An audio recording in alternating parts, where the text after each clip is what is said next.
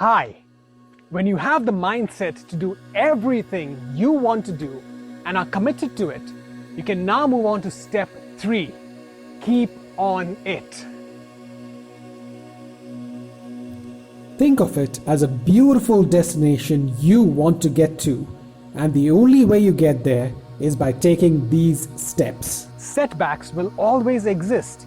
Once you commit to something, start getting better at it. If you've learned to tango, now do the cha-cha.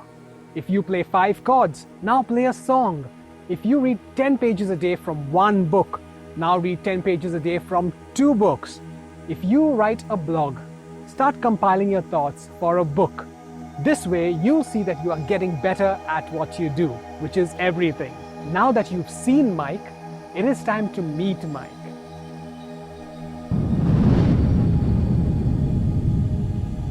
Hi Jonathan, interesting question. What makes me an everything person? I hadn't really thought about it much till you asked the question, so I had to do a bit of reflection on what that means. A little bit of background for me. I think maybe I left the corporate world in 2016 to pursue a second career in sports coaching and personal training, which is something I've always been interested in, working with people and helping individuals to redefine their own limits based on some of my own experiences of having done a lot of endurance racing in the past and having gone through phases in my life of being fit through a lot of sport, being unfit and fat and out of shape as I focused a lot on career, but that didn't really fulfill me, keep me happy. So then realizing a few years ago that there was more to life than that, and I wanted more.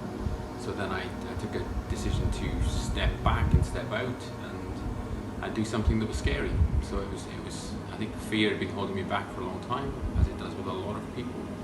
And then when I learned to lean into that fear, and sometimes you got to go near that sharp, pointy bit in order for you to move forward. So that's what I did, and that's what I do now. So very much I think for me, the key things that make me an everything person is that I now look at myself and my clients as whole individuals.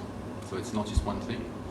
So I used to be very focused on one thing, and now I tend to be less focused on an individual thing and more about the whole. So I'm much more concerned now about my mental well-being, my stress levels, how much sleep I get, what my nutrition looks like, how physically fit I am or not, as the case may be.